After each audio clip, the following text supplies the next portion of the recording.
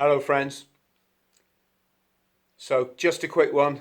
I'm supposed to be swimming 10 miles in the open ocean, part of a quadruple Ironman that I'm planning. So I'm just off to do some swimming. But I just wanted to talk about meeting the legendary Shaun Attwood. So if you don't know Shaun, Shaun wrote a book called Hard Time. There it is. And he wrote it round about the time I wrote Eating Smoke, my story of how I ended up, how I left the commandos and ended up working for the Hong Kong Triads. So Shaun and I, we swapped a few messages over the years, just about author sort of stuff. And then the next thing I knew, he'd got this really popular podcast. So if you don't know Shaun's story, he was a stockbroker, an English guy, stockbroker living in Arizona. And like myself, he got really into the dance scene, the rave scene. Started, I think, let's just say getting involved in ecstasy. And the next thing you know, he's been arrested. The SWAT team has smashed his door down. And he's been arrested on being one of the biggest suppliers of ecstasy in the United States. What then follows is a story of how he was banged up in Sheriff Arpaio, is that the pronunciation? Like this real hardcore old school sheriff who's just a real bastard, to his inmates. And Shaun was banged up in that jail awaiting his sentencing. So yeah, quite some story. So I approached Shaun. I sent him a Twitter message, I think it was, and said, mate, glad to see you doing well. Can I get on the show?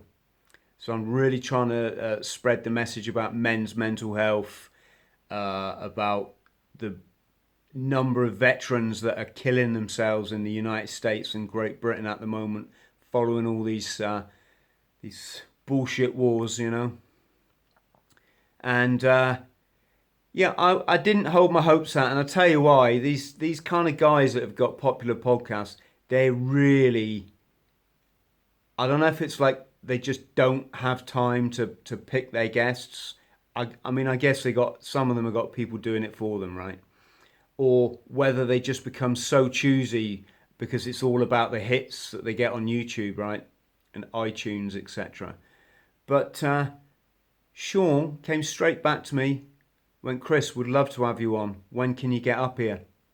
So I've got a cancellation this Thursday. Can you get to Guildford? Well, that's like a 4-hour drive from my place. So that, yeah, it's a big trip for a guy who lives in Plymouth, I tell you. So I packed my passport and off I went. And I rocked up at this proper sound recording studio. There were two really pleasant lads there who were all genned up on all the technology, and they were taking care of Shaun's podcasts, like I say, on the filming side. And Shaun turned up, and what a lovely geezer, what an absolutely genuinely nice guy. Came up, big hug. How are you, Chris? Thanks for coming up.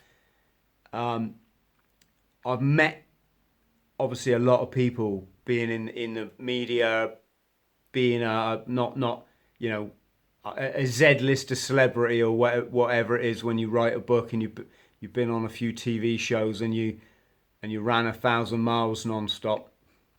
So I've done a bit of TV and lots of newspapers and lads mags and all this kind of thing, and it's been okay for the most part. But you get a few sharks out there, and they're just there to take your story, abuse you, and then try and portray you as someone that you've never said you are. And it's sad, really, isn't it, that there's people out there that will do that just to further their own careers, and they're not realising that shit's all out there in the open for them as a record of what sort of person they are for years, especially with the internet now. But anyway, Shaun was nothing like that. You can tell the mark of a man if he comes and gives you a hug when he meets you, says that he's a sorted geezer, right? And he certainly was. Paid me for my troubles, took me out for a delicious meal, all on him. And moreover, he'd not only read my book before I got there, which no other journalist has ever done. This is the mark of this guy, right? But he also listened intently to my story. I was telling him what we call dits in the Royal Marines, which are like short stories about all the trouble that we get in when we're drunk or we're, fighting in a conflict and this kind of thing. And Shaun was just taking it all in, really attentive, really, his body language just spoke that he was fascinated and interested. And he was laughing his head off at my rubbish jokes. So yeah, what an absolutely brilliant experience. So there's Shaun, there's his book. There's his boyfriend just coming to give him a hug. I think that's what they call it in prison. So hard time, and that's Eating Smoke. If you want to find out a bit about me, my story, working for the 14K, which is Hong Kong's most vicious Triad gang. Although I tell you now, my story was more inside. It was more mental. I completely lost my mental health, but I'm not here to talk about that now. So, thank you, team. Speak soon.